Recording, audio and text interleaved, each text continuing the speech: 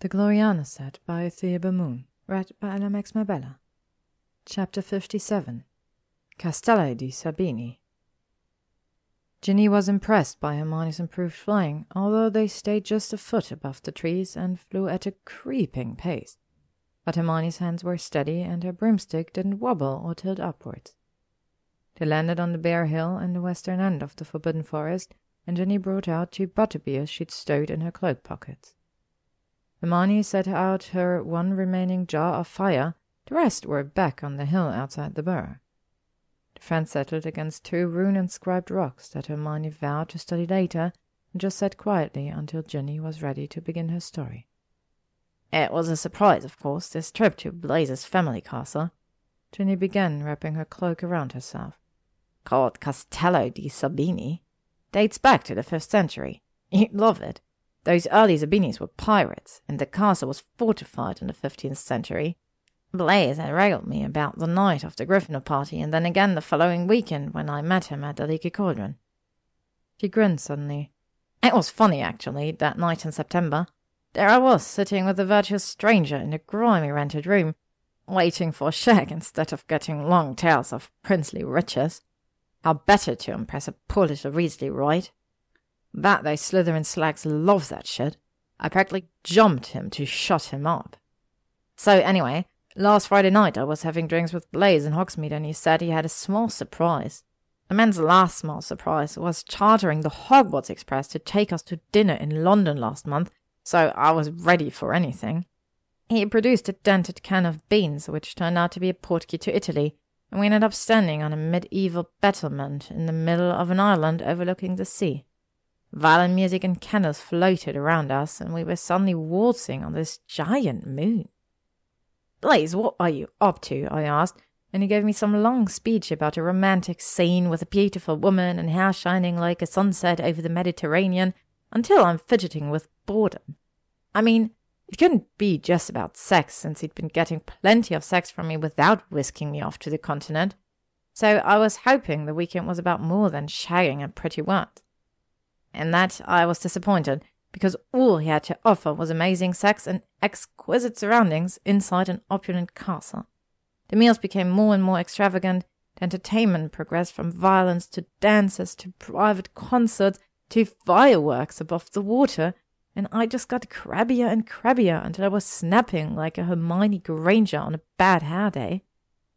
Finally, on Sunday morning, as we were drinking mimosas on some Godric-damned yacht in the Riviera, I'd finally had it. "What the hell is going on, Blaze?" I asked. "Why are we here?" "You said you wanted more about my background. I'm showing you my life," he said. "No, you're showing off your life. This tells me nothing about you I didn't know before. This castle—" I slammed down the champagne flute. "I don't give a flying fuck about your castle, Blaze." I stood, and he did as well, per his poncy etiquette, and I pulled out my wand. "Give me one reason to stay here, Blaze." "Are you going to hex me like Hermione hexes Draco?" he asked, amused. "No, although a nice bad boogie hex would do you a world of good," I told him. "Maybe it would wipe off that smarmy look of yours, Blaze, like I'm some feisty kitten here for your entertainment." "It works for Draco," he answered, smiling as he sipped his drink. "That's because he can't keep it going," I told him. "Malfoy starts out under complete control, but after 5 minutes with Hermione, he starts fraying at the edges, and suddenly he's blushing or yelling or threatening vampires, or all 3 at once. Molly knows I don't want that. I like a little stability in a man. I don't have Hermione's energy, but damn it, I can't love some pretty shell." Well, that was out. I could have smacked myself for saying the big elf first, but every move he'd made recently screamed serious intentions, and if he was going to raise the stakes, then so would I. His smile was wider now. He'd obviously taken my words as some sort of confession, and he put down his drink and reached for me, but I backed away. "Don't be afraid, Kara," he said. "I share your feelings, and we—" "You don't even know my feelings," I shouted. I sounded just like Mum to my own cringing embarrassment, but hell, I'm a Weasley, we have tempers. Blaze looked pained and affronted at being interrupted. "The only time you care about my feelings," I went on, "is when I'm getting off, and that's the only time you show any emotion either. What the hell do you want in life, Blaze, other than your next fuck?" He looked even more pained now, almost bored. "I want what everybody wants, Kara," he said. "Love, happiness, a family, a life rich in beauty and adventure." He took my hand. "Don't you want that as well?" I felt like crying. It was all cracking apart before my eyes. "Yes," I said. "I want all that too, but real love, happiness, family. It's not about great sex. It doesn't come from all this." I waved my other hand at the incredible island vista. It's from looking at another person and being stripped down to nothing, then built right back up again. I was feeling the tears on my face now. It's not playing the role of the perfect boyfriend with the perfect castle and the perfect feelings. Blaze's face was cold, like it was when you and I climbed those Quidditch stands to invite the Slytherins to our party. "You prefer me to moan about my problems," he sneered, "like Potter." I laughed at that. "Are you kidding?" I asked. "Harry, open up to me.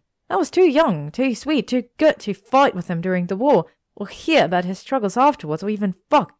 He treated me like a child, and you treat me like a doll, and you can both go to hell." His face darkened. "You don't want to hear about me, Ginevra. You don't want to hear about the sick, twisted underside of a life as a Zabini. You who grew up in a loving family bursting with feelings with no sense of propriety or discretion. I refuse to revisit that darkness just to indulge your curiosity."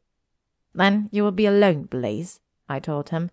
"You can be with scores of witches, but you will always be alone. I fought in a war. I saw death. I was possessed by pure evil at 11 years old. I won't be with a man who sees me as a child or a pretty picture." I don't know how Blaze looked then. My vision was blurred, the sunshine running into the shadow under the umbrella. I could hear my breathing loud in my ears and the smooth wood of my wand on my palm. I closed my eyes and twirled, thinking of the safest place I knew. I opened my eyes again, and there I was, standing in the kitchen of the Burrow, and there was Mum holding a platter of cauldron cakes, her eyes wide and delighted. And I started crying. "Ginny!" she cried, putting down the platter and then folded me in her arms. "What is it, love?" "It's Blaze," I sobbed, falling into her arms. "He's just like Harry." Ginny began sobbing for real, her story finished, and Hermione held her tightly, shocked by the tale. Blaze had made his move. He did care, but he'd misread and mishandled the situation on such an epic scale. "I'm so sorry," Hermione murmured. She wanted to smack Blaze and Harry. Merlin, would anyone take this woman seriously? "I'm so sorry. You did the right thing getting out of there." Hermione soothed Ginny as best she could. Then the two women flew back to Hogwarts in near silence. Now it was Hermione's turn to get a dinner plate from the kitchen and bring it back to the dorm for her friend. Ginny's story certainly explained how the redhead had turned up at the Burrow, looking quite brittle in a sundress and stilettos. Ginny was now blaming herself, feeling no man could ever open up to her, but something was wrong with her. She thanked Hermione for dinner in a colourless tone, ate the food without looking at it, then closed her bed hangings and announced she was going to sleep at 8:30. Hermione didn't hear any sounds of crying, but was not reassured. It was only then that Hermione noticed a small piece of parchment, folded into the shape of a mouse with a long tail, bouncing around her bed and taunting Crookshanks. Cat's fur was twice as bushy as usual, and he was nearly beside himself, hissing in frustration, leaping from one side of the bed to the other, fruitlessly pursuing the little paper mouse. Hermione rolled her eyes and held out her hand, and the note immediately leaped onto her palm and flattened itself. The note was from Draco, of course, asking her to meet him at the Room of Requirements. Hermione cast a concerned look at Ginny before deciding to go. She couldn't stay long, though. She tried to fix her hair, but even the Gloriana set struggled to contain her curls after all that flying. Hermione checked on Ginny one last time, but her roommate was just a lump in the quilts. Hermione exchanged her Weasley jumper for an official Torrid Affair cardigan and applied lipstick, then tucked her wand in her pocket and left the room. Blood potions, Nocturne Alley, Theo, the hunting shack, Harry's breakfast, Ron's lunacy, the squeaky mouse at door with Draco, and now poor Ginny. Merlin, what a weekend! No wonder she didn't get any studying done. To be continued. Next up, Draco and Hermione discuss Weezer classifications. The squeaky mice share the Froom move. Thank you for listening to this chapter of the Gloriana set by ThebeMoon. If you would like to stay up to date on upcoming chapters and stories, you can follow me on YouTube, Spotify, or AO3.